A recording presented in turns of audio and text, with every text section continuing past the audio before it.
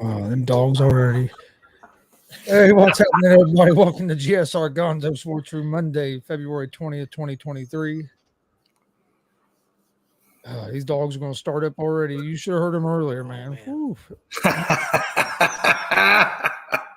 Nothing better than a little fiery chihuahua named Scrappy. Dude, during our wrestling show earlier, man, I was ready to choke both of them. The sad thing it is I bet if Scrappy and the other one talked to each other, they said, you know what? When them two dudes go in bed at night, we could totally eat them. There goes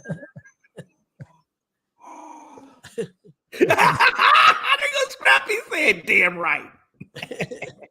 Oh, he's always talking shit. That's for sure. All right. But I'm Chris Gonzo'S, joined by my dad, Tony Gonzo'S. How's it going? Okay. Hey, you two, play down. We're not doing this again. Also joined by Jay McLovin. How's it going, Jay?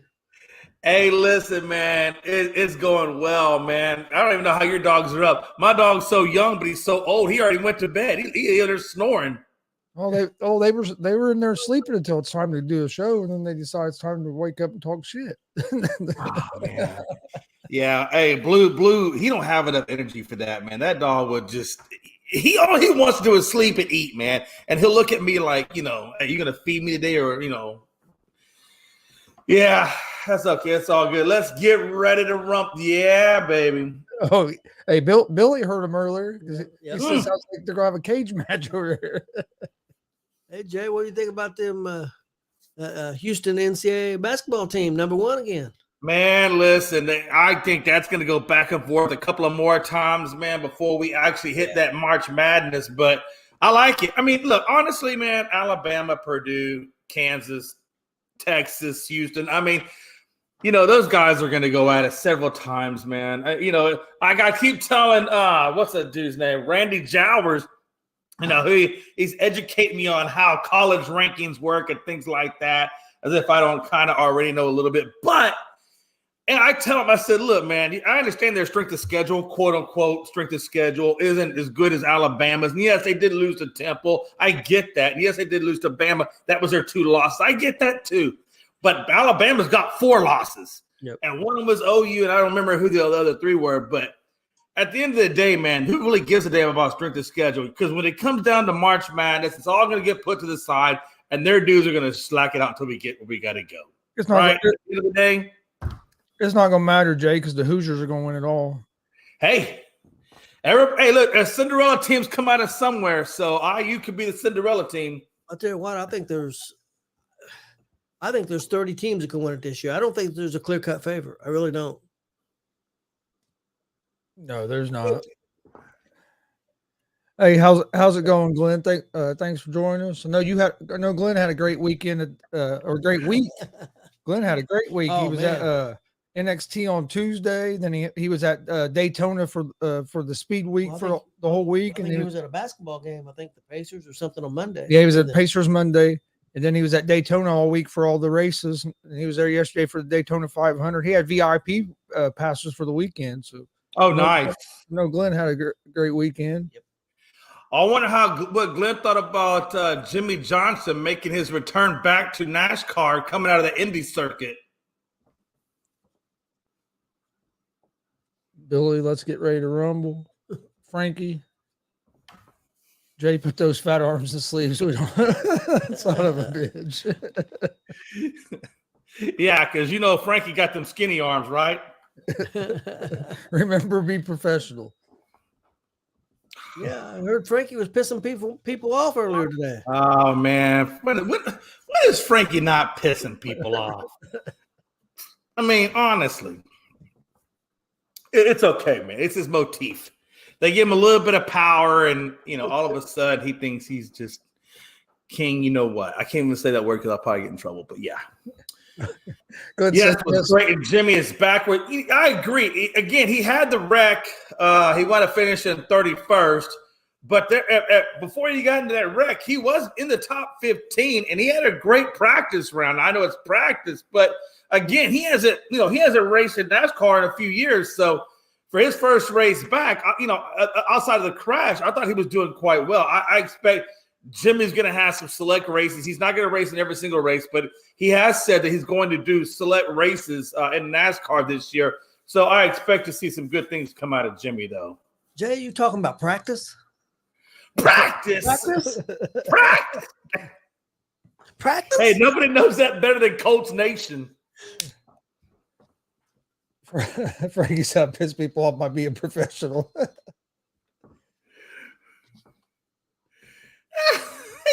Hey, give that man you give Frankie a title, and man, he just goes Gestapo on it, man. A title?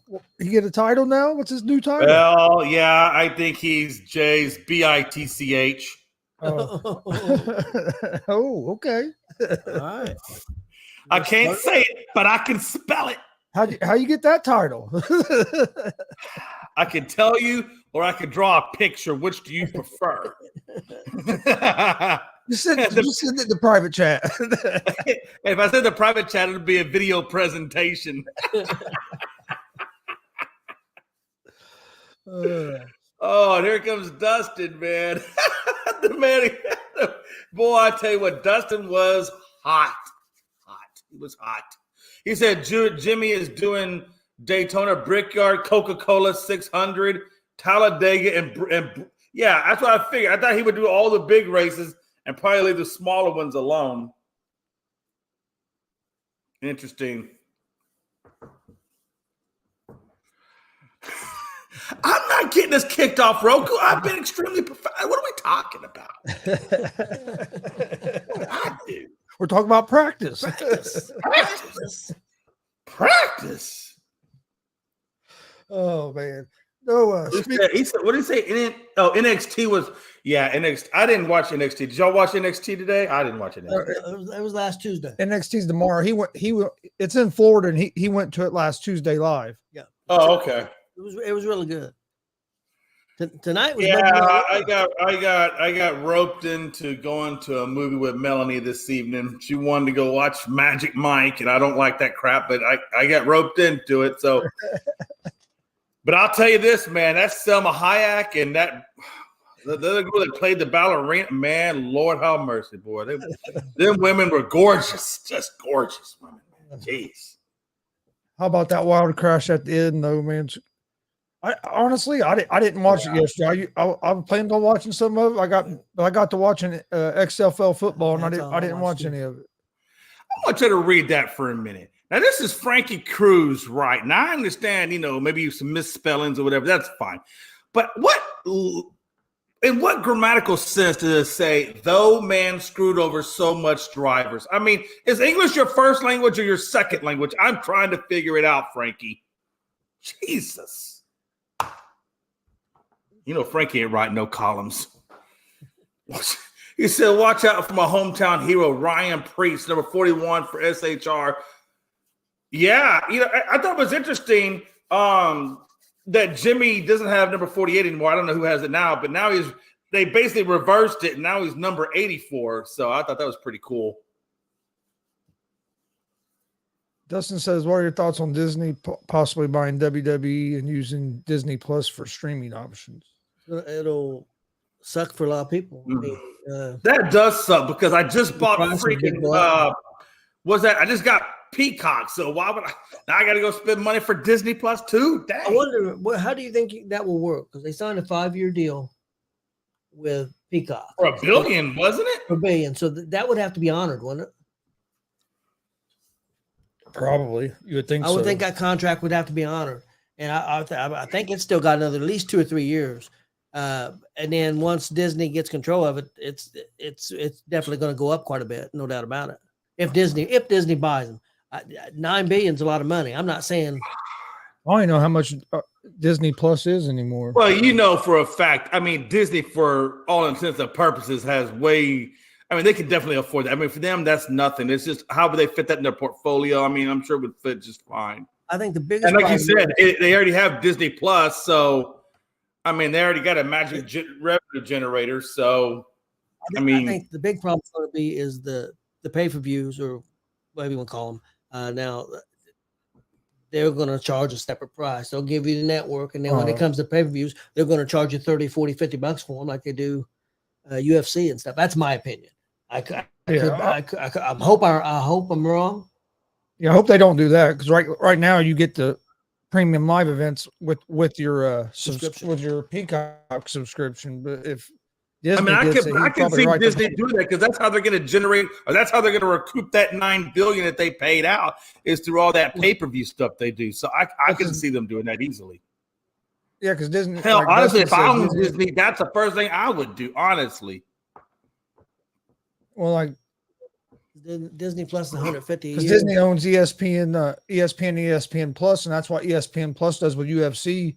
It's on ESPN Plus. The pay-per-views are, but you got to pay like $60 to be able to watch it. On top of already paying your monthly subscription. Well, and that's it. See, again, he messes up. It's supposed to be ass, and he put ass. Billy said he had Joey I can't even talk. Logano to win 50. Twin had 50. I would have won 650. That crash screwed me. Yeah, I got to be honest with you though. I really hope they just keep it on Peacock and leave well enough alone. Otherwise, we're gonna all be trying to go back to paying money again when we can just have it with the subscription. I hope NBC buys it because that's Peacock. So that's who I hope buys it. Actually, the person I hope buys it because he's a wrestler. I hope he comes up with a group. I hope The Rock buys it. God, well, Rock, he don't have enough money though. He'd have to have a group or whatever. Yeah, but I mean, he's got a group now. They got the XFL, which is a lot more, not near as amount of money, of course. Yeah, he could get it. He could get a group together. Frankie says he don't think WWE $9 is a lot of cheese. He hopes they sell to NBC, kind of like what you said. That's what I hope. Billy said finally we'll get Mickey and Donald Duck in a cage match.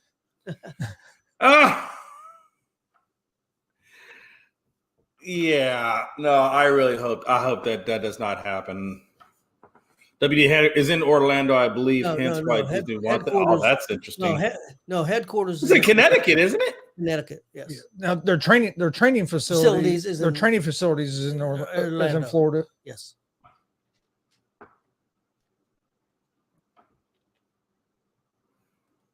Sell to NBC, my bad. Rock has invested too much into the XFL by WWE. True, but he could still be a partner or head up a group or get a group involved. Yeah, he could get a group. Well, I mean, never. Who knows? I don't think so because in the press conference that he was asked about the sale, Triple H says he stays out of it, and hopefully whoever buys it, he'll stay in control of creative. But he says he's staying out of it. Yeah. I would love to see Triple H get a group together and buy it, but yes, I don't think he will. Yeah, Stanford, Connecticut is the headquarters. I got to be honest with you. I think if anybody buys WWE for that amount of money for what they're looking for, it's going to have to be, a couple of billionaires, or it's going to have to be a corporation of some sort that would take that over. Which again, Disney, NBC, Ted Turner could probably pull that off. Warren Buffett, somebody like that. I mean, I don't see Ted Turner getting back in the wrestling business. What about owner of the Dallas Mavericks? Oh, Cuban? He's got the money. That would be kind of cool to see if Cuban and Ballmer, they would have enough money to fund that. Yeah, Ted Turner used to own WCW. He's not. I don't think he's going to get back in the wrestling business. I think he's way past his prime. Yeah. I mean, I don't say. I think he's way past his prime. Is that code for saying he's old as hell? Yeah, but I'm heading that way, so I'm trying to be that. I'm trying to be nice because I'm heading that way. Jay, he's trying to be professional. I'm trying to be professional. So I'm trying to be professional. Hey, look, old as hell is professional. There's no curse in there. I mean, let's be honest. I've been to WWE. You can be professional and still have a little bit of. We got to have a little bit of our personality there. Otherwise, it's going to get real boring, real fast. Been to a lot of WWE events, but I've never been to their headquarters there in Connecticut or to their place down in Florida where Glenn was just there. Well, we've only been to one of the big events, SummerSlam. And that's probably going to change because if they do Royal Rumble here, I'm going to Royal Rumble. Yeah, for Rumbles in Indy next year. We're definitely going to that. Well, we talked about. I'm surprised that Frankie and them have never gone to WD. I mean, they're in New York. I mean, that's probably a few hours, but Connecticut, New York. I mean, that's not that far. I'm surprised he's never gone They there. have Royal Rumble here in Indy at Lucas Oil Stadium. I'm going. We're going. Yeah, I wouldn't mind going to that SummerSlam. They're talking about SummerSlam in 2023 being in Detroit. Detroit. Oh, that'd be pretty cool. At the Lions Field. We went to SummerSlam 2007 or 8. Yeah, 2008, I think. It was here it was at Consequent. Well, now it's called Gainbridge Fieldhouse, but in Indianapolis where the Pacers play. Okay, that would be cool. It was. Got to see Edge and the Undertaker in a Hell in a Cell match. It was awesome. Yeah. Now that would be awesome. Yeah, he threw that would be worth paying for. He threw him through the ring, and the flames come up through the ring, and we were setting, pretty good. Not way back. We were in the 10th row of the regular seats. Not how they put seats on the floor. We wasn't there, but like the regular arena seats. Right. We were in the 10th row. So I mean, we had good seats, and you could feel that heat from the flames. It's weird. Did you have a good view of the wrestlers? I mean, could you see them, or did they look like dots? Well, no, we were right there. We were like mid-court. We were like ring level, mid-court, 10 rows up. Not on the floor though, but I mean, not on the. Because right. I mean, I'm just saying, because to me, like when I see them do it at these big stadiums, like the one that was at AT&T or whatever. Yeah. If you're in the bleachers or whatever, I just don't see how that's enjoyable. I mean, yeah, I guess you're a part of it because you can see the jumbotrons and whatever. But at the same time, you really can't see the actual match unless you're watching on a jumbotron. Yeah. But if I'm watching on a jumbotron, I might as well just watch it at the house on TV. Yeah, we were in the 10th row of the regular seats. We were like the lower, lower right. level 10th row. So we had great seats. Because I got to imagine if you get down there on the floor, like we're on the ring area, that's got to be like big time dollars. Dustin says The Rock bought the XL for a reason. He wants to buy an NFL team. Hey, Jay, I was right when I told you the other day about Michael P.S. Hayes. Yeah. He did. He was the main producer. He was the producer for that main event the other night on Saturday. Oh, was he? The Freebird. Yeah, from the Freebird. Okay. He was the producer for that match. Billy, that's funny you say that about MSG because Dad's been watching a lot of the old matches from MSG here lately. See, the guard would be kind of cool because it's small enough that, you probably would still have a pretty good seat, no matter where you're at, I would imagine. Yeah, and you watch some of the old ones, like Chris was commenting the other day, some of the old ones back in the 70s and 80s, it looked like they had a lot more seats in there than they do now because they would look like they're on top of each other. Yeah, they look like they were just on top of each other. It was just unbelievable. Right. Oh yeah, Billy, you're right. It's about being there and being part of the energy. It is. It's fun. It's cool. I was lucky enough from growing up that he took us to a bunch of old back when it was WWF, and we always had. I got the Jake the Snake Roberts.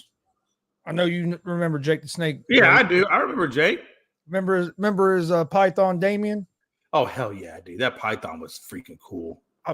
Me and my brother got to hold him. Oh really? Coming down. He was coming down the aisle and he held him out, and all the fans were putting their hands up on it. We said, that's pretty cool. We always got tickets where the wrestlers came down. If we didn't, I tried to get first row or second row, top 3 rows, and we got tickets all the time. And we went. The only bad thing is we always wanted to see Hulk Hogan, and he would be booked for every show, and he would no show every show. Really? Yeah, we never got to see Hogan live. I got tickets probably 6 or 7 times. And now I will say this: when we got there, they'd have a note on the door. If you want your money back, they'd give it to you because Hogan wasn't there. But how many people? I mean, I've got 2 little boys, right? 5, already here. I mean, I was pissed. I wanted to leave, but but we, we didn't. We went ahead and sat in our seats and still had a good time. I got to see about any other wrestler you could think of. Yeah, they always had a good. Like I remember one time it was supposed to be Savage and Hogan. Instead, they put Brutus the Barber Beefcake in the main event. Yep. I remember that with Miss Elizabeth. I could just see Chris looking at you. No, Dad, we're not going home, man. No, we just. I didn't even. We're not going home, Dad. Ultimate Warrior. Well, we seen. I don't know if you remember a wrestler named Earthquake. We seen Ultimate Warrior against Earthquake in a steel cage match. And on this steel cage, they had the top on. They had a roof on it, and he's lifting up Earthquake, and just his back's hitting the top of the cage. I mean, he's got him over his head. And Earthquake weighed for about 400 pounds, and he's just pressing him. It was. I'm guessing those days the cage was much lower in height than it is now. Because now the one they got now, I mean, Jesus, it looks like it's like several stories high.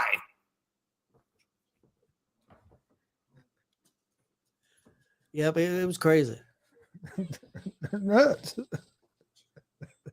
We seen the Ultimate Warrior many times. I remember the Ultimate. And I do remember watching Ultimate Warrior back in the day. Yeah, I remember Ultimate Warrior. Hey, that dude he had a good little physique. He had the little armbands around his arm. Oh yeah, that dude was pretty cool. He was pretty cool. What was the other one? I remember Big Show. Big Show was back then. You say you've seen many concerts there. That's an old stadium I would like to go to sometime just because of the history.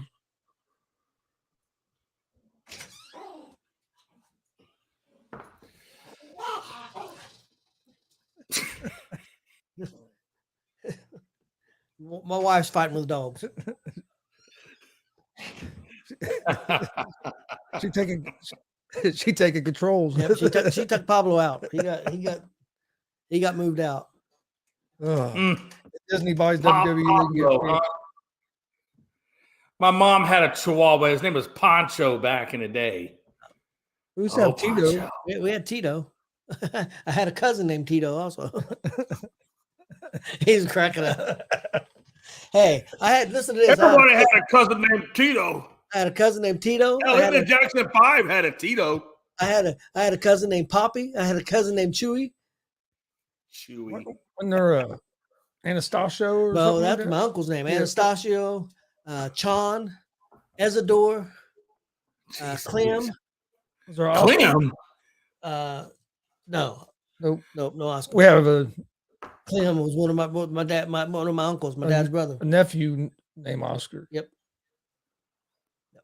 You know where they got that from, don't you? The Oscar? Well, you know what Rey Mysterio's real name is? Oscar. That's where they got that from. Oh, really? I didn't know Matt was that. I didn't know Matt was that big of a wrestling fan. Yeah, at one point maybe a little bit. If you two don't stop, I have a hard time buying ankle biters, man. I had an ankle biter when I was back in the day, man, and they're just so chirpy. They're just everything. They chirp at everything. There's a lady next door to me. She got 2 Chihuahuas. They tried chirping one time. Blue ran up on them, and hey, listen, I ain't never seen them dogs outside again. Hey, Blue's like, I would jump that little 2-foot fence you think you put to keep them in. Scrappy's dumbass will see a big dog and go after it. He don't care. I know. Yeah. Most Chihuahuas, now not all of them, but most Chihuahuas have a fearless attitude about it. When I lived at my last house, he got out one day and was chasing this pit bull. I thought he was dead. I was like, oh shit, here we go. Now listen though, Gonzo, the damn dog's only got a brain the size of a walnut. They ain't got all that, common sense to them to know that, hey, listen, I know you got some bravado to you, but one bite and you're done.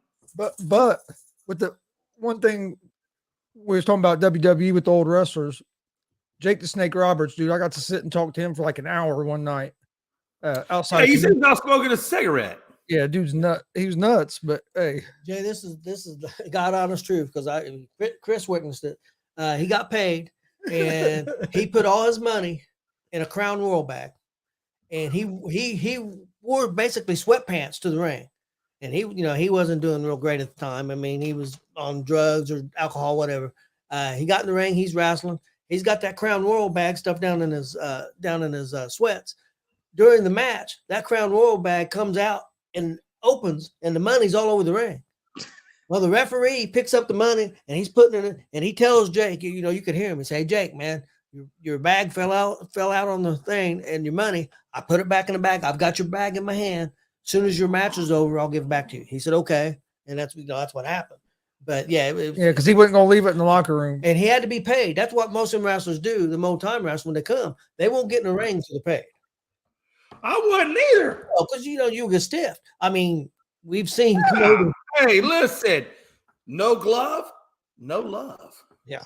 I know. I know a promoter here in town that ran a show with this other guy, and the guy took all the show ended. They were packing up the ring and everything before it was even the show was done. He Yeah. left. The guy took all the money and left. Yeah, the dude was doing a show for him, and as a fundraiser, that dude took all the money in before the show was over. He's gone.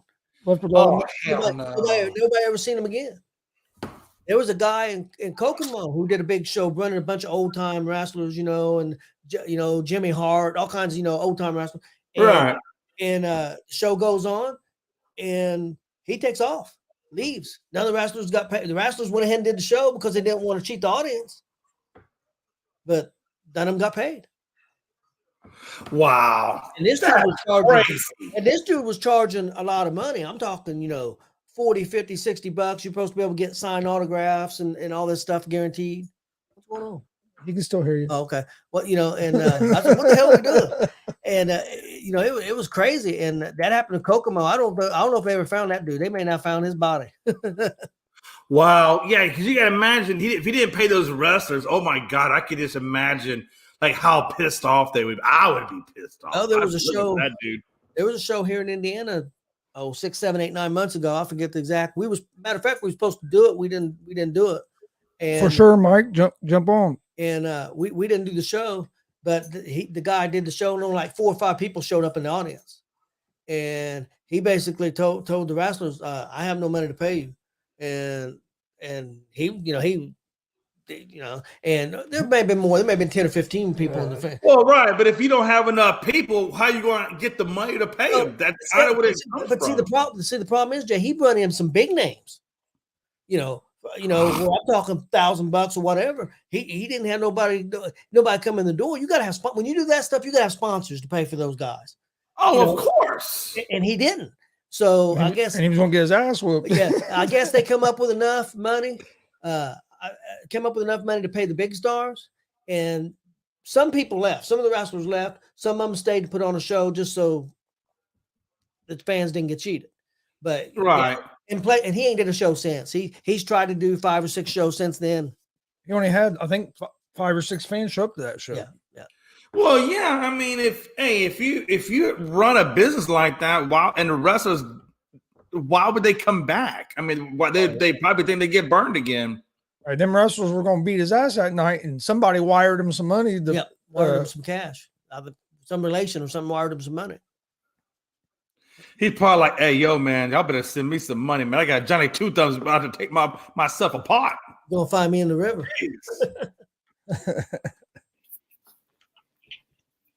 What's up, Mike? What up, man? I'll tell you what's up, Patrick freaking Beverly. Oh, fuck you, man.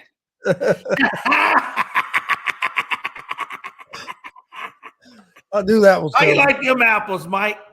I mean, he's still better than 9 of your 10 players on the Rockets. So I mean, the problem is though, Mike, you're supposed to be great. You finally got somebody. Oh, he ain't happy. I think he said you're Warriors now, right? Oh yeah, Dub Nation. Is it official? Mike has officially dropped the Bulls and adopted the Warriors? Nah, not yet. Not yet. I'm not there yet. I know how you feel. Well, Dad knows how you feel too. He's been talking about dropping the Reds for the last couple of years. Oh yeah, you should have dropped that bitch dead where it lay. But I know it's hard, man. I was at the World Series 1976 against the Yankees, right? Against the Yankees, whooped their ass. Of course, that's 1976. God, Gonzo, you weren't even born, man. Jeez Louise, man. Well, hey, Reds have won a World Series since then. Yeah, they won at 90. Won at 90. I was alive for that one. Man, Mike, one of these days, I hope that beard fills in, man. You got some girth there, but it's like you got more holes than the Grand Canyon, baby. I don't think I do. It's almost like connect the dots with your beard. It's crazy. I don't think I do. I think I've never heard that before. I think my beard fills in very well. No, Mike, they're lying to you. They're lying. I didn't say. No one said that. No one said anything. What'd you guys think of the NBA All-Star Weekend? That shit Horrible. Sucked. I didn't watch any of it, to be honest. I didn't watch any of it, so I shouldn't say that, but it sucked.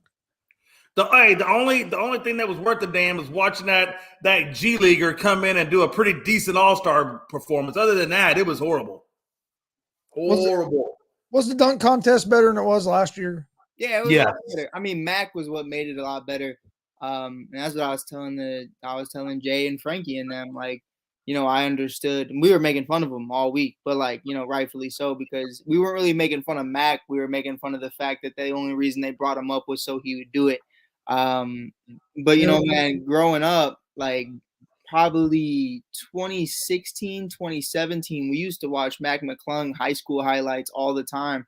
And we knew, like, everybody knew, if you followed Mac for a while, you knew this kid was legit. Like, the only reason he's in the G League is because that's all he can do. Like, I ain't gonna lie to you. Like, that kid cannot pass. That kid cannot play defense. That kid cannot shoot. But, I mean, he could dunk the ball. And I think it was really cool for him. You know, he gets like $100,000 a year. So, you know, with all the traveling he does and all the work he puts in, I think, you know, getting that $100,000 bonus is pretty big for a kid like that. Man, listen, if you're making $100,000 in the G League, hey, that's good money. I think they all make about $100,000. Something. Hey, like listen, damn, you know, I don't even think I got to be in the NBA. You just pay me $100,000 and I'm good. Yeah, I mean, I was looking yesterday. The players in the XFL, the base salary on them guys is 50,000. 50, 60 grand is the base salary. That's like the lowest.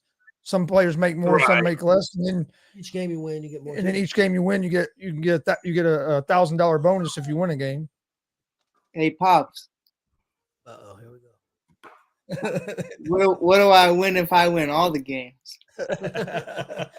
Your grand prize is you get Jamal there. Jamal. Whoa, I don't want Jamal. McClung, was he on that show that the dunk show they used to have after the NBA playoffs? You know what I'm talking about? Oh man, I'm not sure. I haven't really followed up with him since he left the Bulls after that little experiment. But yeah, I'm not sure if he's been on that. I just knew him from like YouTube because there was a lot of guys on there that could dunk. If you're not going to get the superstars to do it, bring in guys like that. At least it'll be more entertaining. There's a bunch of guys that can do it. They just don't. I think that's it. Really, and kind of my point. Like the $100,000 incentive. You know, like you guys want Zion and Ja to do all of this, and it's like you tear your ACL over $100,000 when you make $100 million. You know, so like. If I'm the Pelicans, I'm not letting Zion do it. I wouldn't let him do it either. He's on the court anyway. He's about to bust. I don't know. Something's got to change. I don't know if the NBA's got to start paying more incentives, but even $1 million really isn't enough for, you know, $100 million guy. I mean, what's $1 million to those guys? Honestly, that's like almost like the damn base salary or something. Yeah. Jay, you look really cute today, bro. I might kiss you. You know what? As long as you don't put tongue in it, we're good. And I always say that because I haven't had a Tic Tac yet, so I'm just trying to be polite. Tic Tac.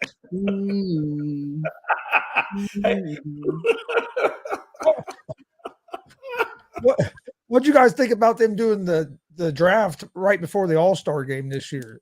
I didn't like it. I don't like the whole draft thing. I'd rather just go back to East West. Do it like a few days before.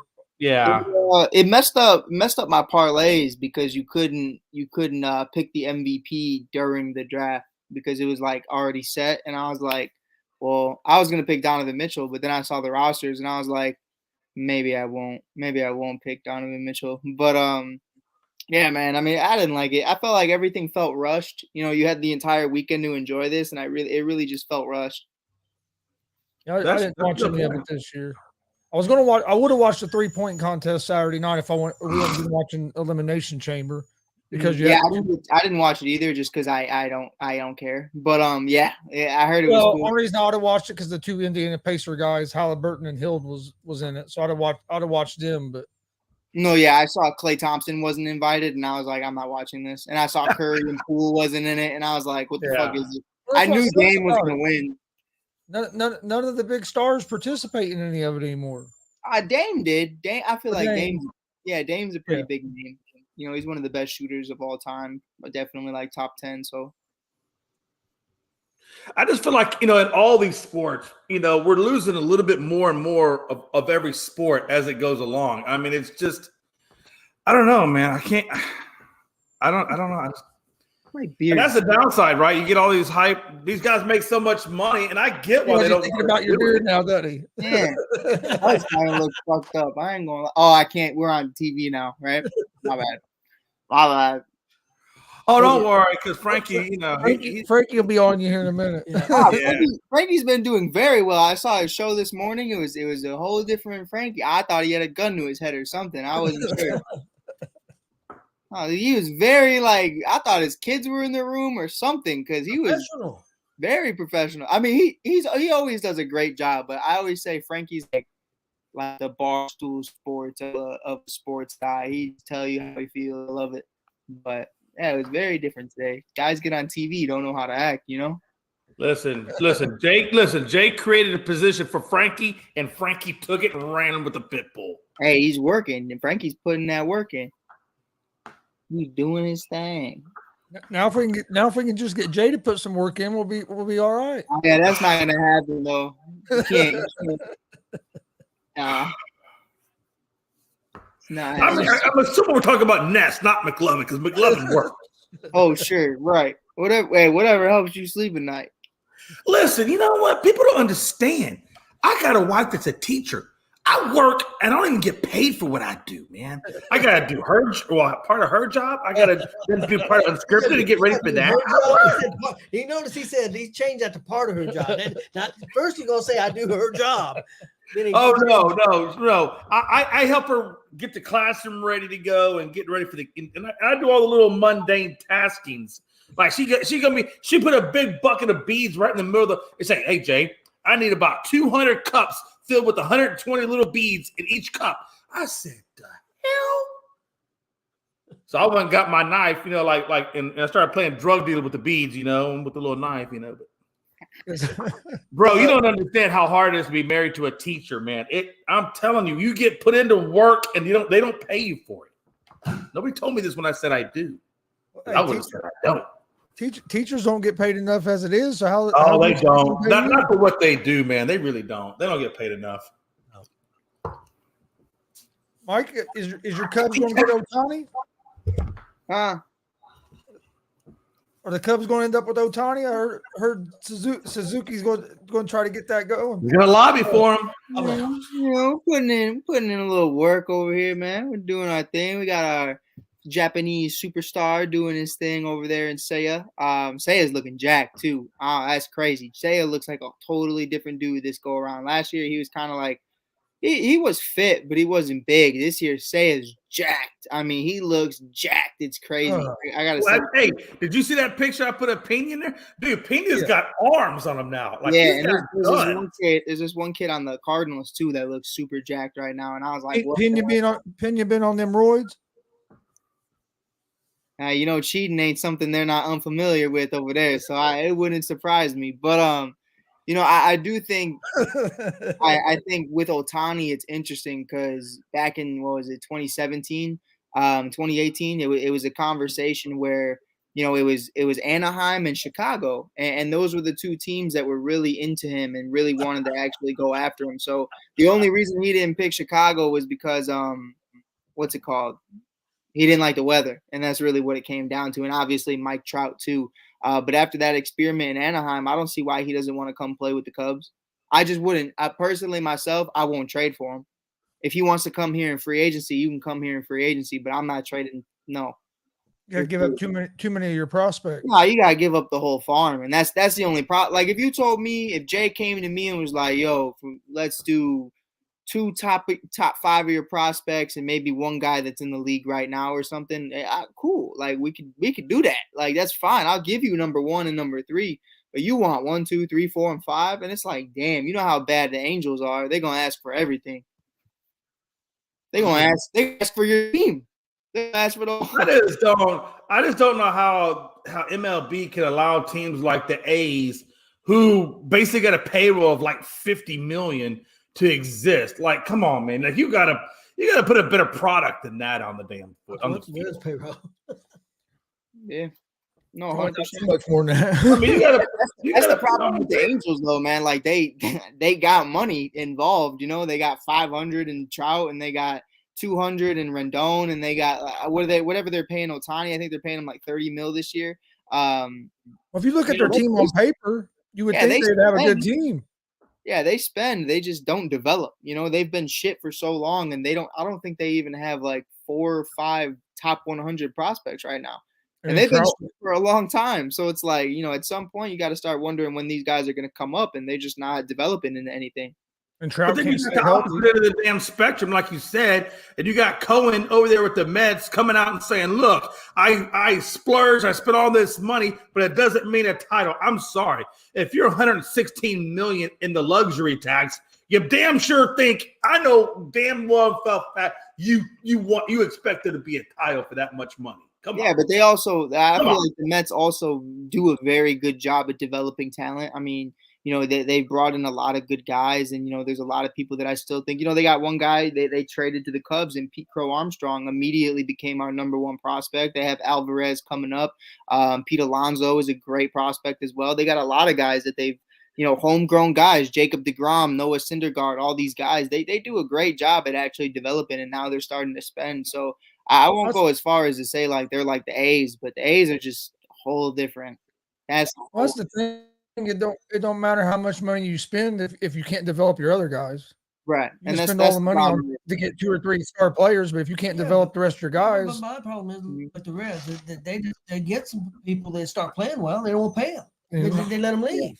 I mean, sooner or later, I get tired of hearing we're rebuilding. You can't rebuild for fucking 30 years. Hey, I believe. I mean, is he saying that his rebuild is on a rebuild? Because my Bulls are doing it right now. Hey, they said I read an article said the Reds are going to compete 2024. That's what they're saying. That's what they're saying. They think they're going to have the team to start the compete in 2024. That's what they're saying. I think they'll have the pitching rotation to back that up, but they definitely need to bring in some bats. I'll tell you what, got rid of all the bats. They relocate to Vegas in 2025. Vegas is going to expect them to spend money.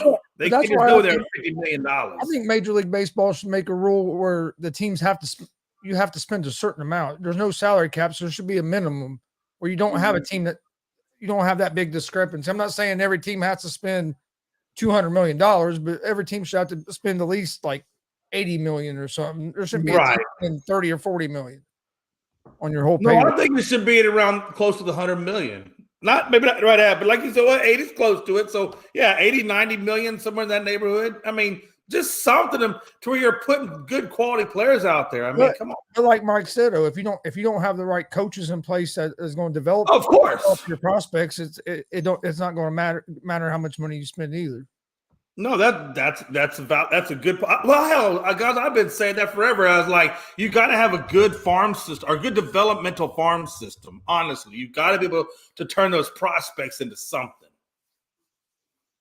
Big Red Machine needs to be in the Hall of Fame. Yeah, I mean, I think, in my opinion, I think the successful teams are the ones that have a good farm system, promote from within, but then, sprinkle a couple of free agents in there where they need it. You know what I'm saying? But your team should be primarily your draft with some free agents sprinkled in, not predominantly like the Yankees where you're predominantly free agent driven, and then I don't know. I'm not a big fan of that. The Reds got three real good young pitchers this year. We'll see. The position players, they got a good second baseman, but they got Votto. I think he's 70 years old. So I think this is going to be his last season. Leave Votto alone, man. He's doing Votto, but he's played for a bad team for so long. It kind of sucks for him. Yeah, he's one of those guys you always kind of wish could get a championship, but I don't think he'll leave. I don't either. I think this will be his last season, is what I'm thinking. And who knows? Machado, who wants the big 10-year, $400 million contract, I think he's going to be very disappointed when the Padres don't give that to him. I think this is going to be Hunter Green's breakout season. Oh, I mean that kid's got, the sky is the limit, really. I don't like talking about guys in my own division, but Hunter, Dono too. I seen Hunter in person. Hunter's crazy. Yeah, I think it's going to be his breakout season because he done pretty good. He started to find his zone last year. Yeah, he reminds me like not exactly the same mechanic wise and what they throw, but like when you look at their arsenal and like what they're really capable of doing, he kind of reminds me of Sandy in Miami, and I think he definitely could be one of those guys that you could look at and say he's your ace going into year 2. Alcantara. Yeah. Come on, Chris. What other guy's name is Sandy, bro? Come on, we ain't got really no Sandys playing anymore. There used to be some Sandys, but there ain't many now. Sandys in 2022, 2023. I would say there was a Sandy in Greece. There was Sandy Alomar. Yeah, Sandy Koufax. Sandy Koufax. Yeah, but how long? You were saying what about Machado? So Machado's looking for 10 years, $400 million. And the Padres have offered him 5 years, $105 million. So yeah, there's a disparity. But he has. I mean, that's what bothers me is he has the deal he's looking for right now. He just doesn't have to opt out. You know what I mean? Like you're doing that to yourself. And I think Manny is one of the most talented players I've ever seen play third base. I hope they don't make Green the closer. I hope not. That would be horrible. I think so. That's a horrible idea. Dustin doesn't do this often, but that is a shit take. But wow, I didn't see that from Dustin. Dustin's usually spot on too. That kid's. No, they did it with the other guy. They did 2 other guys. They did it with the one dude. Just the Yankees. He left the Yankees. You know what? You know what's crazy? The Reds are just as shit. They did it with Iglesias too. He was a starter, and they made Iglesias a reliever. They done it with Chapman. They did it with Chapman. He was a starter. They made him a reliever. They did it with Iglesias. Hey, I'm gonna tell you right now. Hey, the Astros got that young kid they just brought up last year. And he did quite well. I think he pitched. He started 2 games, had like a .86 ERA. I mean, he was doing quite well. I think his name is Hunter Brown, if I'm not mistaken. And he'll be there again this year, man. I think that kid's looking really, really good.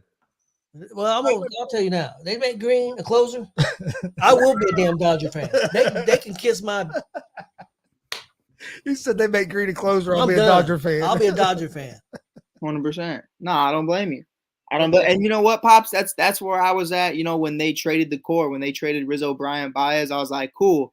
Like that's fine. I had no problem with it. I was like, but you definitely got to bring somebody else in. And we waited that year for them to kind of just figure things out. They bring in Dansby, they bring in Seiya, they brought in all these guys, and it's like, all right, that's cool. When you throw that hard, you don't stay a starter, plain and simple. I mean, yeah, but that's also something that's becoming so normal now is guys throwing 99 and starting. It's not, you know what I mean? It's not like back in the day where 99 was uncommon. Dodgers got a couple of dudes throw real hard, isn't it? I just think it's crazy to me now that pitchers or starting pitchers, they really only last about 6 innings and they're done. Like there's no more, 7, 8, 9 inning or complete game pitchers anymore. That's just gone by the wayside. I was looking at Facebook one day and a feed came up about Bob Gibson, and there was I was showing it to Chris. There was only one game that he went one season. I forget what season was. I think it was 69. I can't remember. I could be off.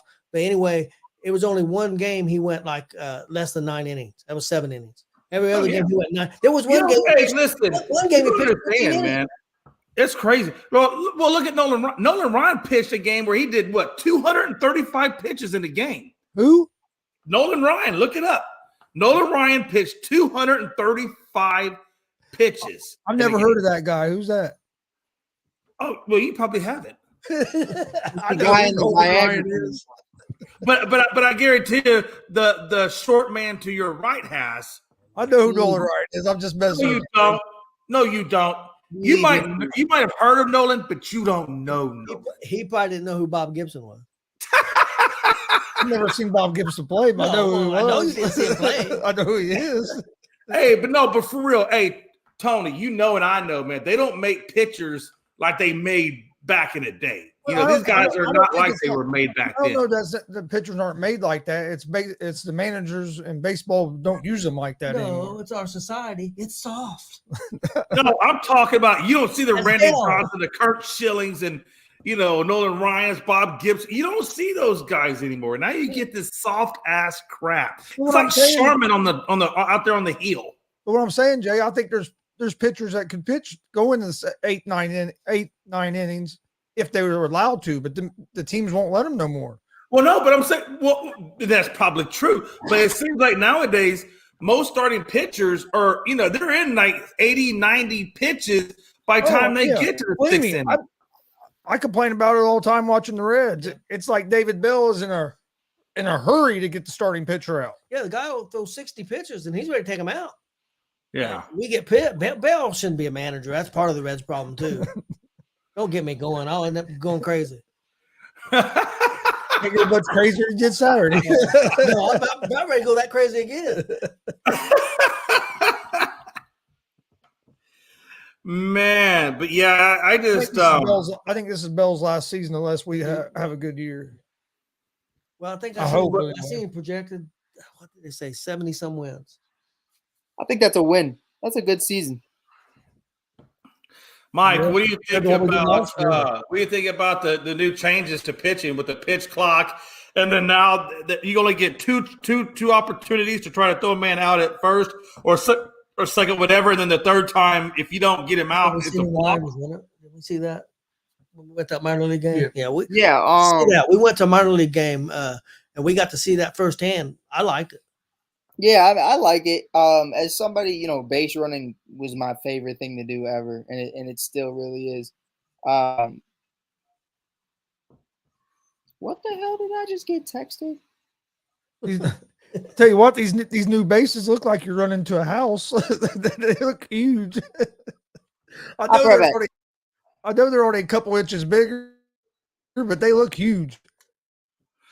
Yeah, they look. They literally are pizza boxes out there. Like not even like that's not even an exaggeration. Have you seen them? Yeah, I did see it. I did see a photo of it. Yeah, them things are huge. They say they made them bigger like that now because it's supposed to prevent injuries. That's when the runner is sliding into second or whatever the case may be. That the fielder has more room now to operate and not get taken out by the slides. So that's supposed to be a safety issue, but whatever. I think the pitch I like clock, the old school bases. I think the pitch clock. I don't think it'll be. You'll see a big. I don't think it'll be a big like problem or anything because we went to that minor league game that had it, and I mean, I thought it wasn't like it wasn't like it was something that I thought was hurting the game or anything. It was right. I mean, if anything, it's just going to. Well, number one, I think personally, it could mess with the rhythm of the pitcher, right? I mean, maybe if he takes a little bit more time, now he feels rushed or whatever the case. I don't know, but that's what you guys spring training for, in my opinion, or even an off season for us to work on that kind of stuff. So it really shouldn't be an issue. Jay, what do you think a perfect? What I mean, if for baseball.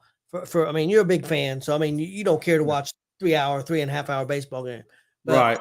To try to get more viewers and more people to watch, if that's even possible now, I don't know if it really is, other than the playoffs. What do you think a game would need to be? 2.5?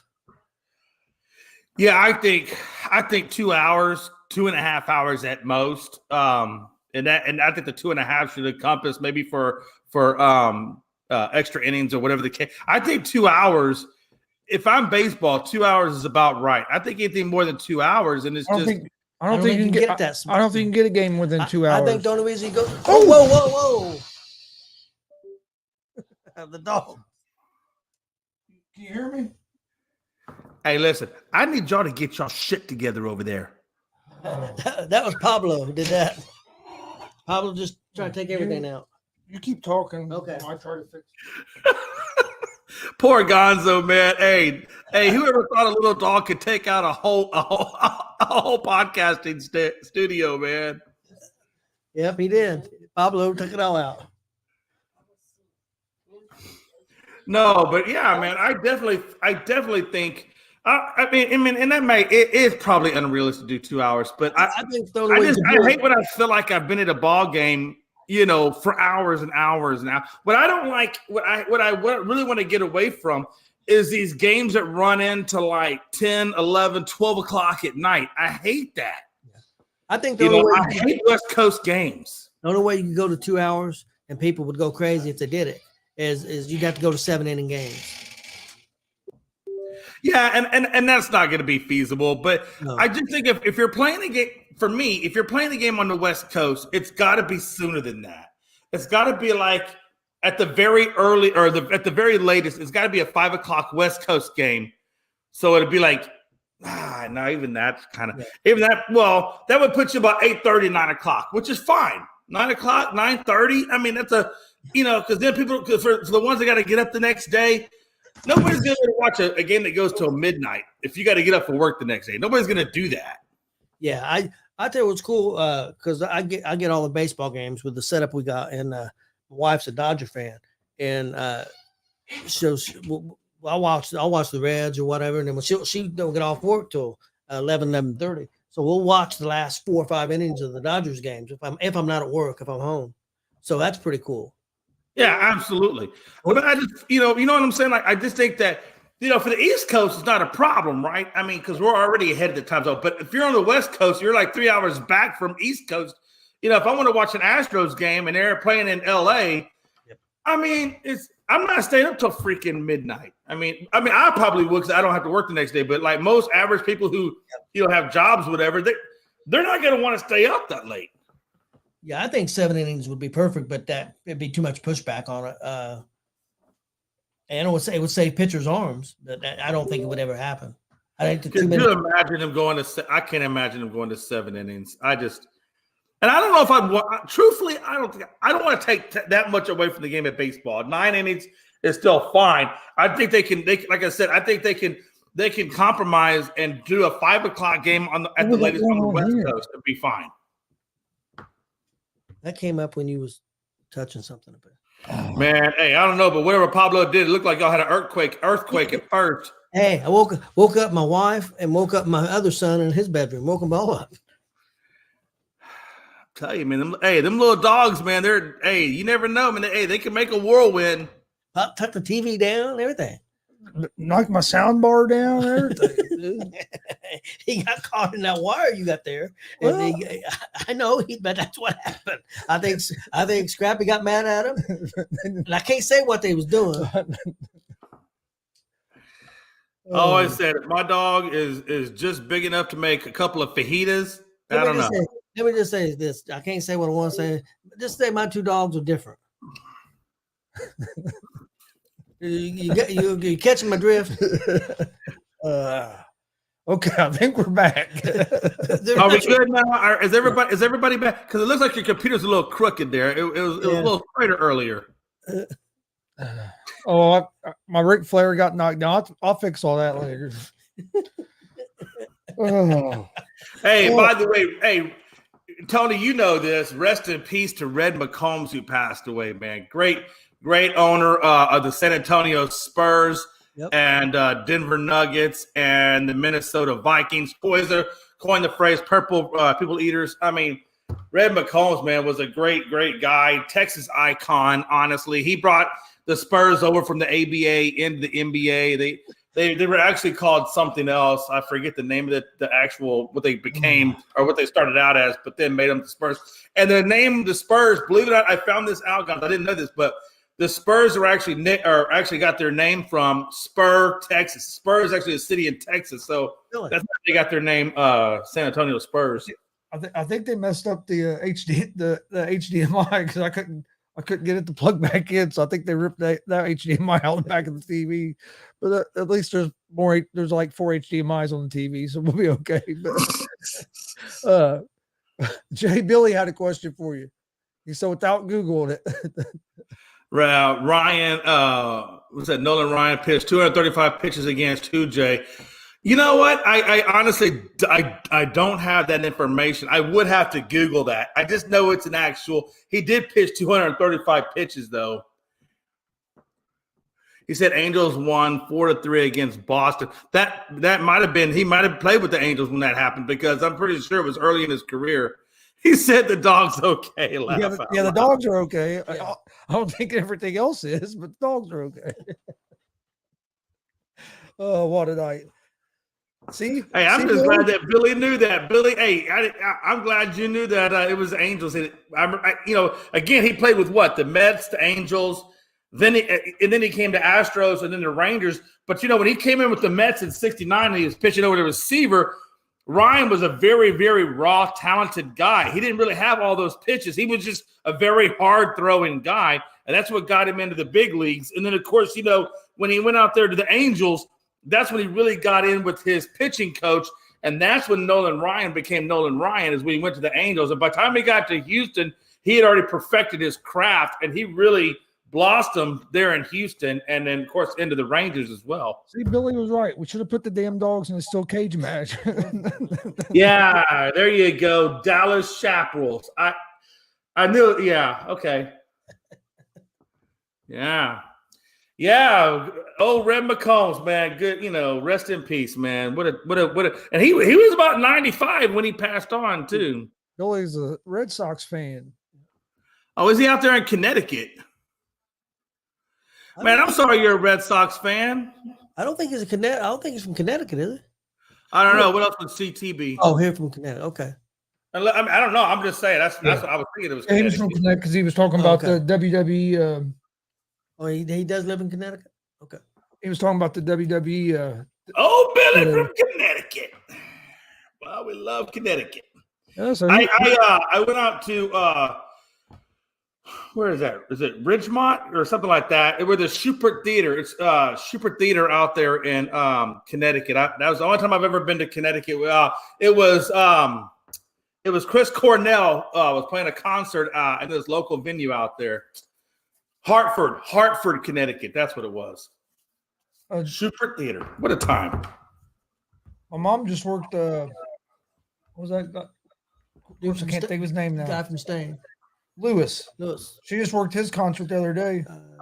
Aaron Lewis? Yeah, acoustic concert. Yeah, she worked. I'm telling you, hey, listen, if you guys ever get the opportunity, he really does put on a damn good concert, man. Just phenomenal. Phenomenal. It was pretty close to being sold out here at Ball State University. Yeah, I believe it. Aaron, what I love about Aaron Lewis is he's old school country, right? He's not this bullshit Chris Stapleton or all this Luke Bryan crap, whatever it's out there. I like Chris Stapleton. No, I mean, hey, nothing wrong with Chris, but Chris ain't old school country. Look, Merle Haggard, Waylon Jennings, Johnny Cash, Willie Nelson. Those are the staples of country, and that's really where Aaron Lewis makes his money is in that old school country. Chris, Tony, you guys would love it. I'm telling you, man, if you ever get a chance to go listen to him, he's really freaking good, man. And he will make your ass stand up like a real American, take your damn hat off and say the Pledge of Allegiance. Then he smokes a beer, or then he smokes a cigarette, drinks a beer, and gets That's a big Hank Williams Jr. fan. I like Hank Williams Jr., just not the same CD 2,000 times in a row. Oh, it's been about 20 years ago now. Me and my buddy, we'd sit out on the porch and drink, and he would play. We'd play the Hank Williams Jr. and he'd play Family Tradition over and over and over. The same song. Hey, there is Schubert, New Haven. Thank you, Schubert Theater. Yeah, Dad hid the CD after one night. Dad hid the CD. Real quick, I want to wish my wife a happy 37th anniversary. We've been married 37 years. So just happy anniversary to my wife. Yes. Hey, congratulations and happy anniversary there, Mr. Gonzalez. Thank you. See, and Gonzo, how old are you? 42. Somebody was having sex before they got married. Yeah, he's from a different lady. So she's from a different lady. But okay. Oh, my bad. No, that's all right. I was never married to her either, though. Hey, listen, I'm opening up all kinds of worms today. Let me just be quiet before I get in trouble.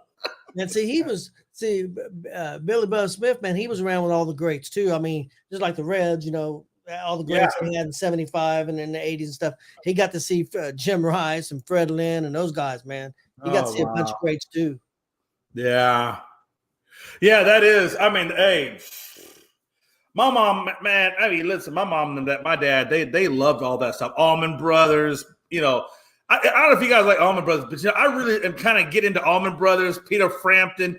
Man, I've really been, getting more and more into that old school stuff. You know what I'm saying? That's about all I listen to is like old school rock like that. Yeah, Jay. Yeah. Well, yeah. hey, I think that's just a huge lost art form that's, kind of dissipated. My son will be 23 in April. And that's all. Take a guess who his favorite band is. Probably Eagles. Rolling Stones. Oh, is he a Stones guy? He likes Peter He loves Peter Frampton as well, but he's a big Rolling Stones guy. And he really likes CCR. Yep. Credence.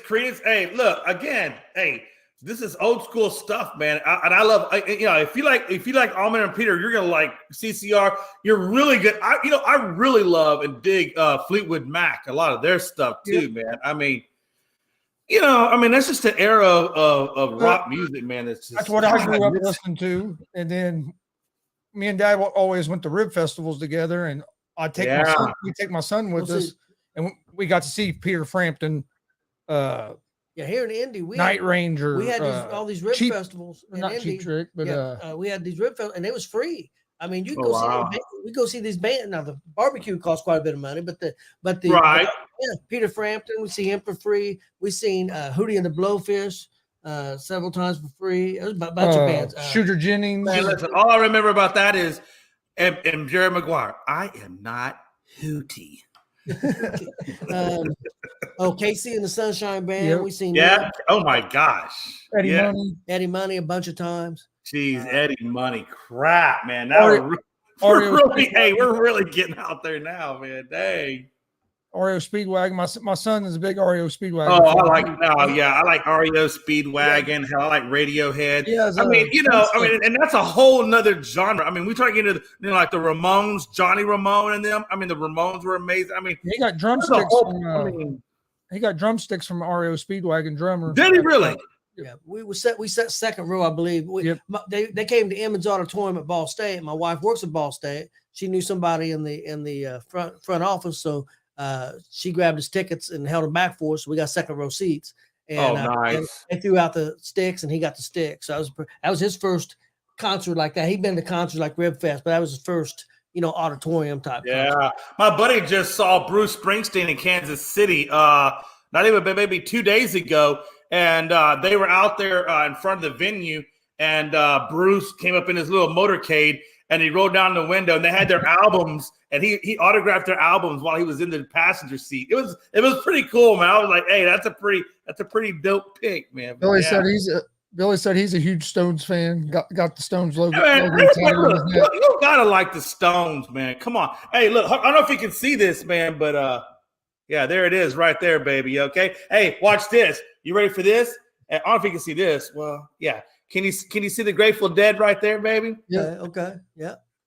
See my favorite. Yeah, hey, I got that old. Hey, listen, I saw Jerry Garcia in Japan 6 months before 6 months before he died. He did a little small acoustic venue, maybe about 4 or 5 songs, not much. And me and my buddy were in there, and I'm just like, can you believe this? This is freaking Jerry, man. And my eyes were just this big, and I didn't have a camera. We didn't have phones back there where you could just take pictures, so you could just appreciate the moment. But it's probably one of the best moments of my life, honestly. See, my favorite's John Mellencamp, but being here in Indiana, and John Mellencamp. Who doesn't like John Mellencamp? That's my I would say that's the best in the hot land. It's the best. My 2 favorite concerts I've been to is John Mellencamp and then Tom Petty. Oh, now listen, if we're gonna go Tom Petty, hell yeah, man. Oh man, hey, if you don't like Tom Petty, I can't talk to you if you don't like Tom Petty.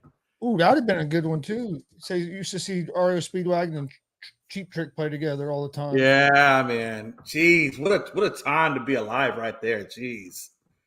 I've seen Yeah, all man, of it that's a few good times. stuff, man. Hey, that's good stuff. Springsteen a few times. I've seen Mellencamp a bunch of times.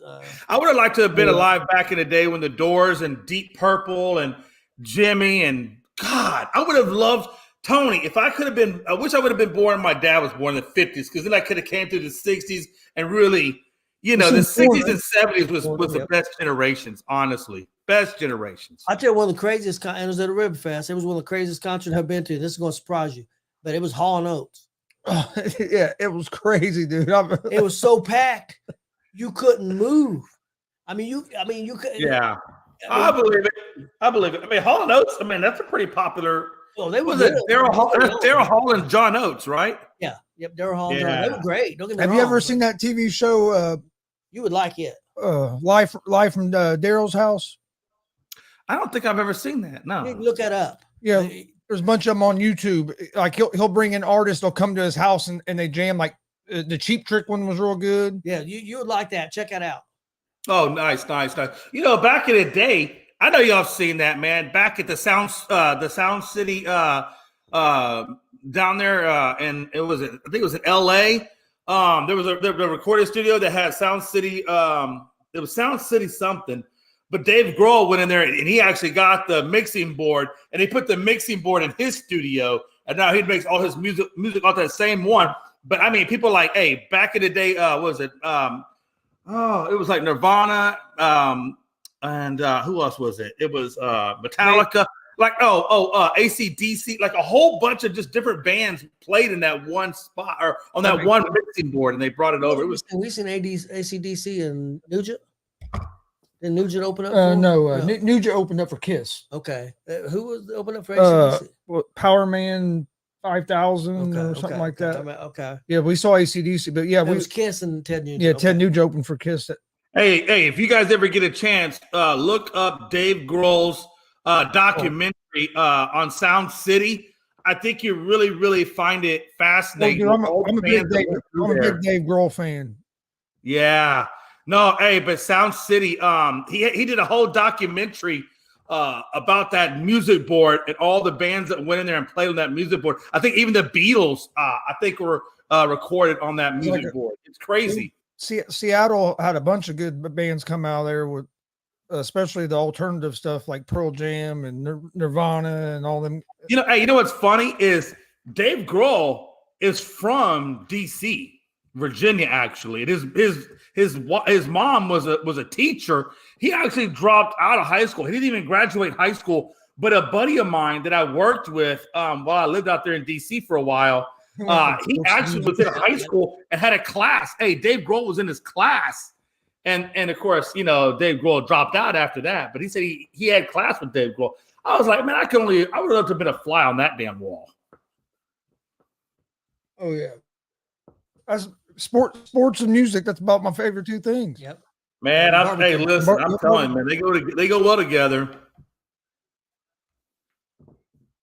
But yeah, man, what do y'all think about this Kansas team, man? Jesus, they're looking pretty good. Looks like they're rounded into form. Could they be a serious contender come March Madness? You know, it could be. Yeah, but like I said, I think there's 20 or 30 teams. I don't think there's a clear-cut favorite. I think whoever gets hot. No, I don't think so either. It could be one of the big names, but it could be a team that's 4th or 5th in their conference that just gets hot and wins it all. Right. I mean, like you said, I mean, basketball is such a cool too. Godsmack. Yeah, I actually I went to a Godsmack concert one time, and I actually ran into Sully Erna. I got a nice set list autograph by him. Sully Erna is a really cool dude too, man. Really, really cool dude. I would say the best night of my life. I kid you not. My now ex-wife for my birthday got me backstage passes and meet and greets with Velvet Revolver and Alice in Chains. And of course, Velvet Revolver is nothing more than Guns N' Roses with with Scott Weiland in it. And I will tell you, man, hey, I got to hang out in their dressing room. Amazing. Great time, man. Great. And I will tell you, man, Slash is such a nice guy, man. Really easygoing dude. I actually bummed a cigarette off him. Said, make me one cigarette, Slash. Yeah, Duke's not looking too good this season. Yeah. I'll tell you who is looking good though. The ACC is not looking too good. Really, it's the conference with the Houston, well, not Houston, with Texas and all them. That conference. Yeah. You know, Coach Beard. You know, you guys know the charges were dropped against him. So now I'm he's not going to go back obviously and coach at Texas, but I'm really kind of wondering where Coach Beard is going to wind up. You know, he's going to wind up with some college or university. I just wonder what university he lands with. Do you think the champion, the NCAA basketball champion, could come from that conference with Texas and them? Oh, of course. Yeah. I mean, they got a good enough chance as anybody else. Honestly, the Big 12. Yeah, I think the Big 12's what's the Big 12 and SEC, I think, are the two main conferences this year. Big 10's yeah, Big 10 is pretty good, but yeah, I'd say them two are probably going by the rankings. Yeah. What conference is Purdue in? Big 10. Big 10. Are they Big 10? Okay. I think the two highest ranked teams in the Big 10 are Purdue and IU, I believe. Stat guy says Wisconsin, UW Oshkosh, baby.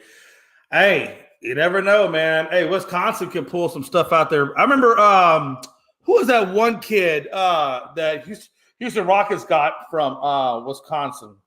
What was that kid's name? Yeah, I can't remember it off the end. Well, we drafted him. He's some young white kid too.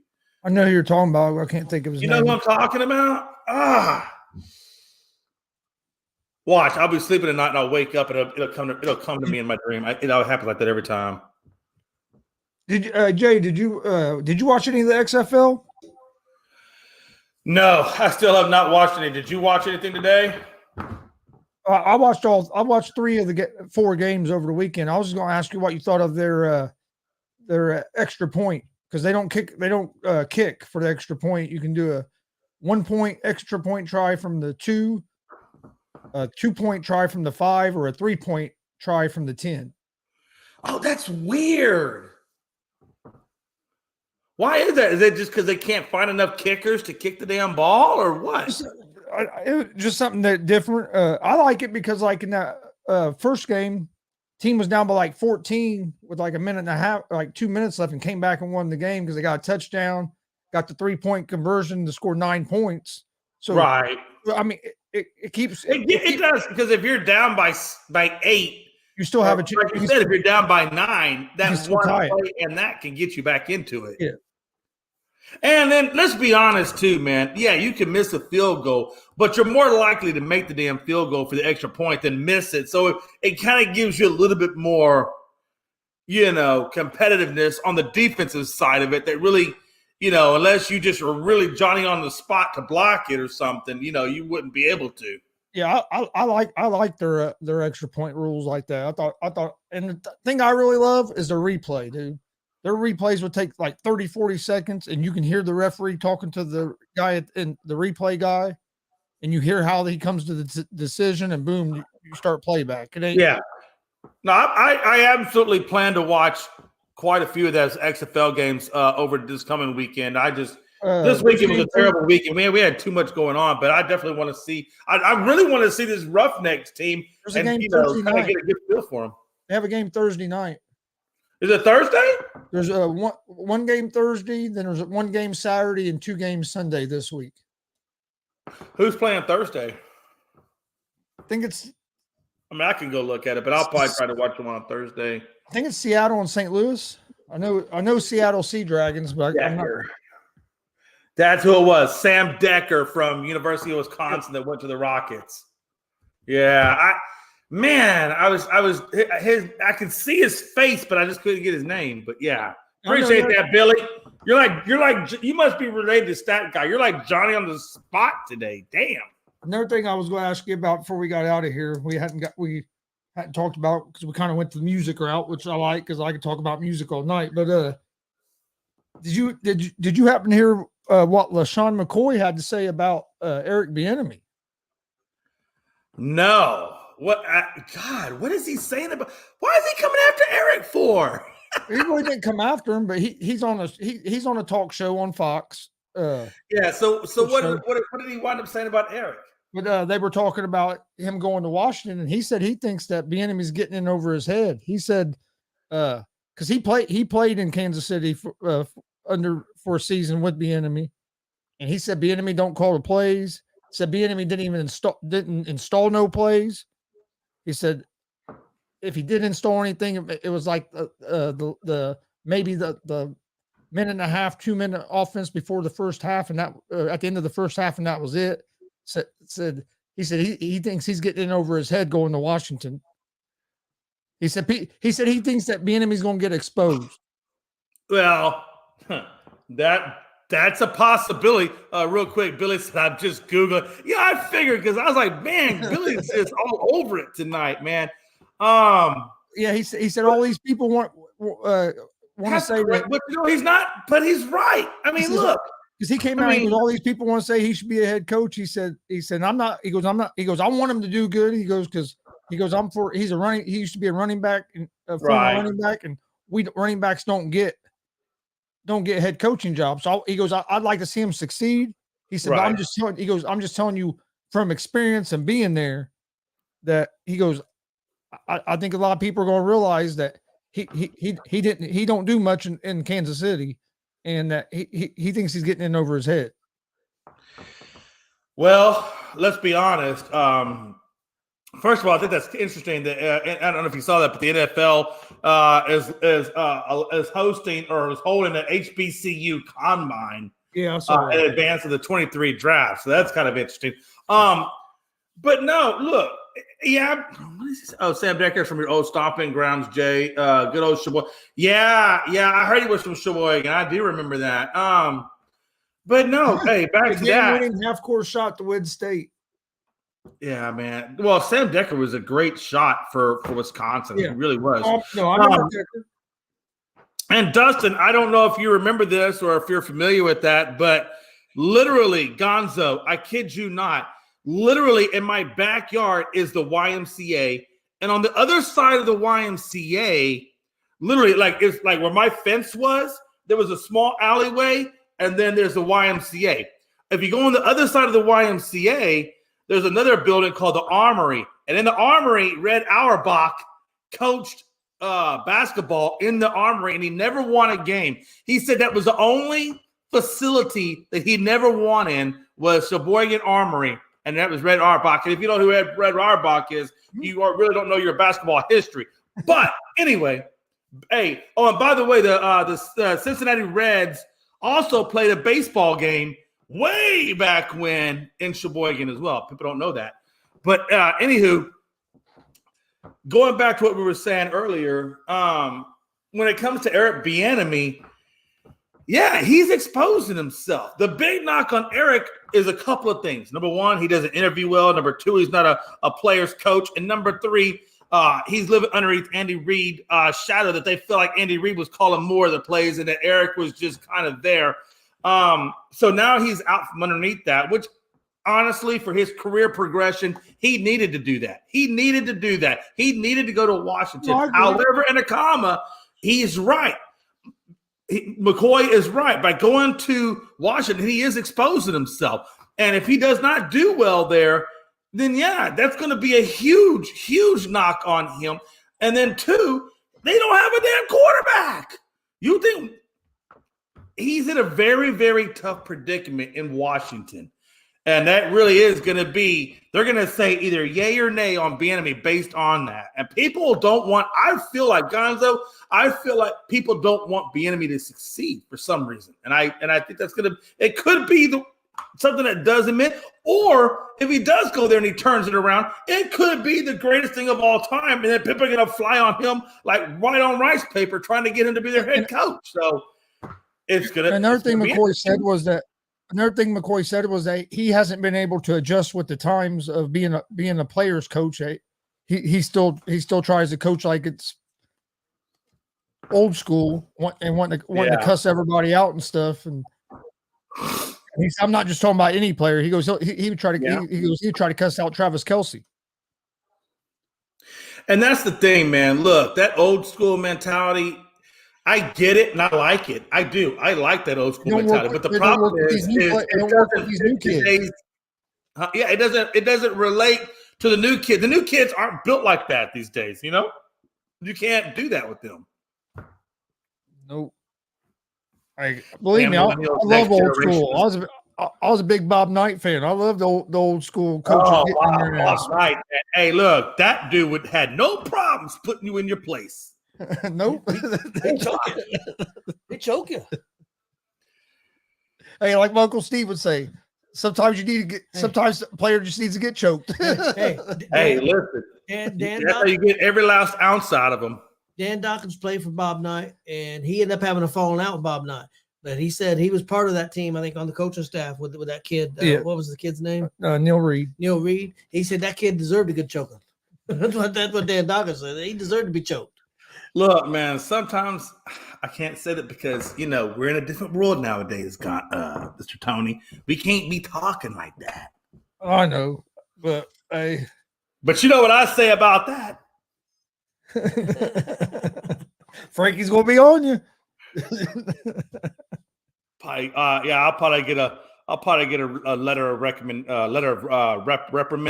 What's called letter of reprimand or a pink slip. Yeah, I'll probably get that next week. All right. Well, was there anything else you want to talk about before we get out of here? Nah, I'm ready to go. It's been a pretty hectic show. We've been all over the place. The TV falling down.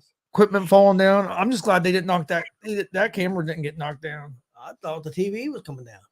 I'd rather the TV get knocked down. I'm telling you right now, man, I can only imagine the level of anger that would have come out of Gonzo towards Scrappy. Scrappy almost became on the griddle. Oh, man. I didn't know why. Hey, you know what they say, man? Hey, the only thing that has more meat than a Chihuahua is a Cornish game hen. We're having Chihuahua tacos tonight. Oh, man. Listen, I'm not trying to be stereotypical, but if the tortilla fits. Yeah. Hey, can't go wrong with tacos. By the way, my viewpoint on tortillas and Hispanics is not the same views as that of ASAP. So please direct all comments to Frankie Cruz Jr. Yes. Head of public relations. Hey, HR, head of public relations, the whole nine. Frankie Cruz. We're in trouble if he's. He said, my bad. Oh, Mike Q said, my bad. I got yelled at. Mike Q said canceled.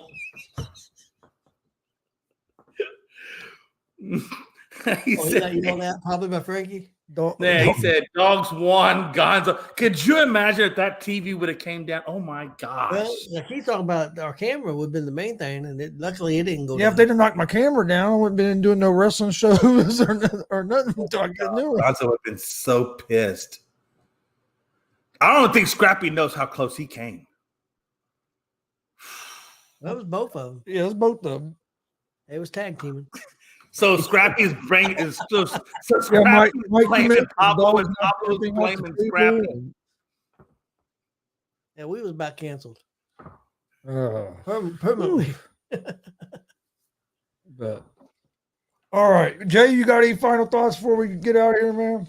Oh man, not too much, man. Other than make sure you catch me and Gonzo on the afternoon show tomorrow at 1:00. It's going to be awesome, and don't forget tomorrow night we got Unscripted at 7 p.m. Eastern.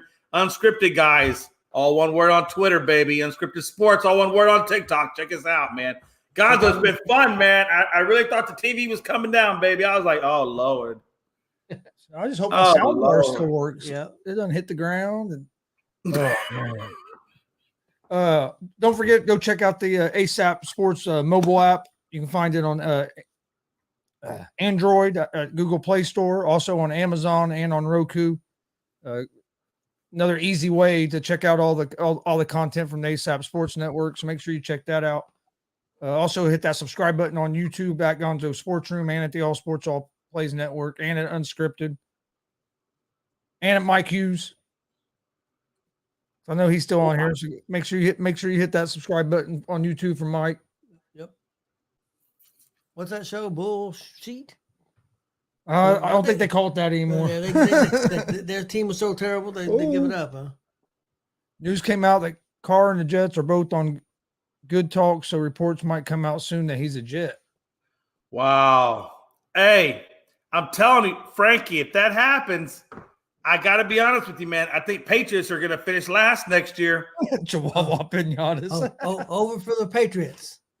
Hey, seriously. Hey, for real. I mean, I think that's what they're missing. Breece Hall comes back healthy. You get a healthy Carr in there. Oh man, now they got a good draft to work with. They can fill some other holes where they need. Oh man, hey, look, watch out. I'm serious. Watch out for this team. Yep. Could be. I can't wait.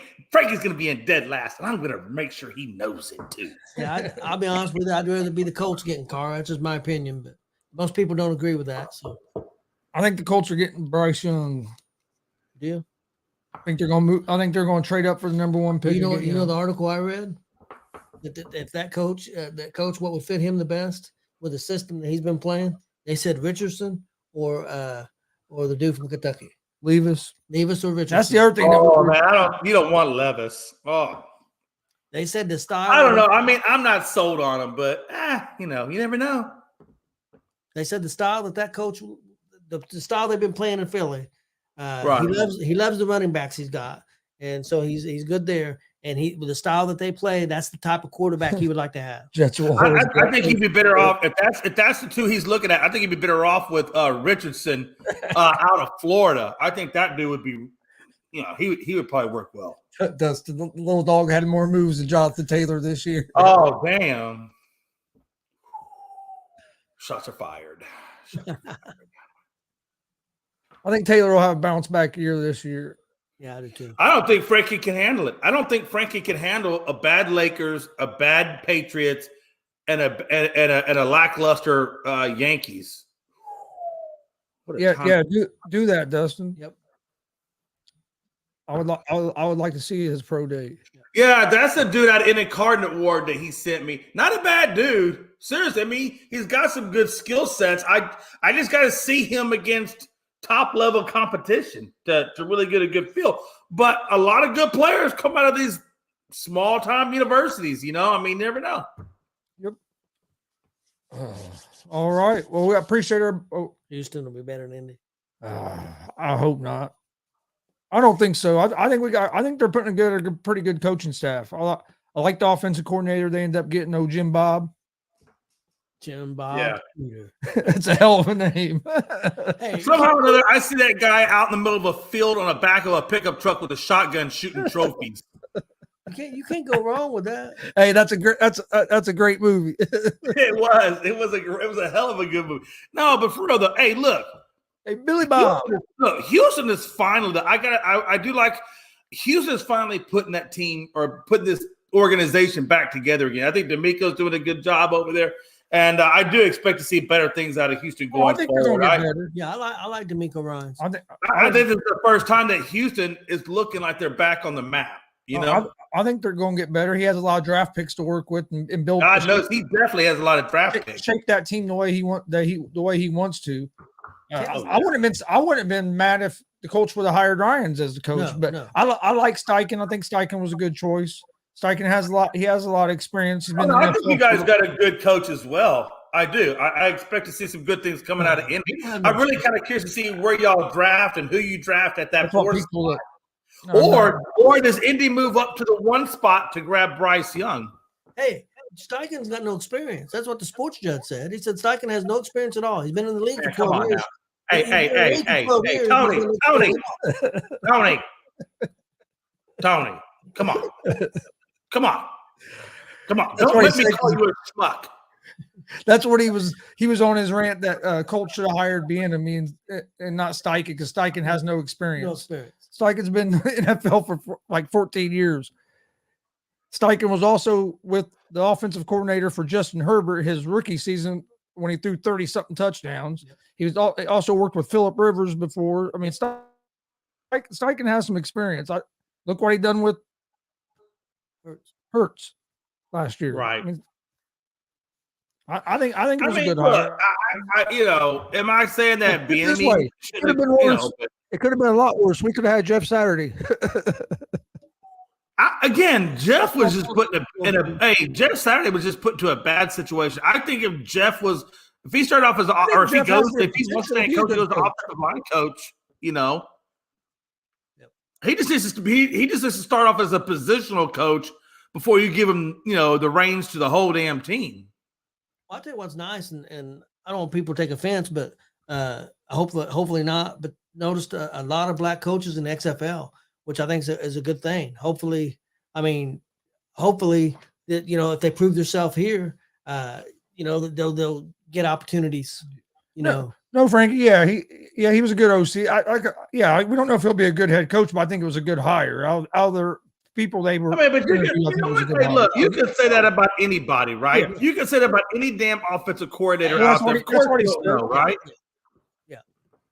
Yeah, you don't know. You don't know, but that's what the interview process is. You got to see what their philosophies are. Will that philosophy work with your team? Look, there's a whole vetting process, but at the end of the day, you don't know until you know. That's 100% true, Dustin. That's 100% true. We were just talking about that. Me and Dad were talking about that a couple of days ago. Yep. Wow. Let me ask you. See, I am turning over a new leaf. I am letting everybody else make the negative comments. Y'all are saying what I think. I didn't say nothing. I just agreed with what was said on the screen. I'm just saying. I'm trying this new thing out where I'm trying. Frankie told me to be professional. I'm just trying to be professional. Let me ask you one question before we get out of here, real quick. What position do you think better head coaches have came from offensive coordinators or defensive coordinators? Man, that's a tough question. You've had both. My personal opinion is offense. Because I think, the most important position on the team is the quarterback, and you need to have somebody that understands the quarterback position to really get that team rolling. And I think you can get the defense on the other side with a really good coordinator to coordinate that defense. So me personally, I'm an offensive guy, so I'm going to go offensive coordinator if I'm looking for a head coach, honestly.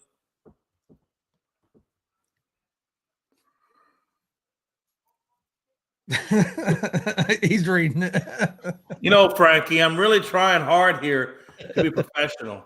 But I'm thinking of a number between 1 and 10. Could you imagine what that number would be in hand signals? I hope Bieniemy does great. I hope he does a great job.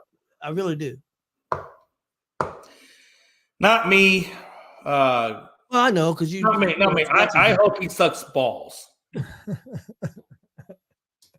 And I hope, my hope is that Bill O'Brien gets amnesia and forgets how to coach. Frankie said Dallas going to move down to 4th place. Frankie just mad, man, because he knows his team's horrible. Horrible. See, because what Frankie don't know is Frankie was living the good life for a decade plus. Yes. And now he's getting ready to go into the pits of hell. Pits of hell. He go enjoy the rest of us. I'm just saying. I wish I could fast forward life 10 years plus to where I could say nanny nanny boo boo suck my toes. Oh. God, what a time to be alive. Yeah. It's okay. Frankie's gonna get his too. Karma's a bitch. Yeah, you still have Mike McCarthy. Yeah. Okay. And you still got Mac Jones and Zappy. Shut your mouth. Hey, at least they have an offensive coordinator now. That's true, though. They do have an offensive coordinator. That was a good pickup by them getting O'Brien. It was a good move. I will give the Patriots that, and I'm not a Patriots fan at all because I'm a Colts fan, and we all know that history. Hey, real quick. And now Frankie says that Dallas is a regular season team. Well, we're all regular season teams till we get to the playoffs. But let me ask you this: Can somebody please tell me what place the Patriots finished last year in, or this season? What place did they finish in? I couldn't tell you. Oh, it's okay. Don't be afraid of Frankie. No, I'm not afraid. I really don't know what the Patriots. In my opinion, if you ain't first, you're last. They finished horribly. If you ain't first, you're last. That's not true. You could be second. You could be third. Yeah. If you, I don't. That movie was great. Hard when I said it. Yeah, that's the stupidest thing I've ever heard. Yeah. He says Mac has the same amount of wins. Hey, listen, I get it, Frankie. And I'm going to tell you right now, Mac is the new Dak. Mac is the new Dak. Mac and Dak. He said they're twins. They finished Mac third. and Dak.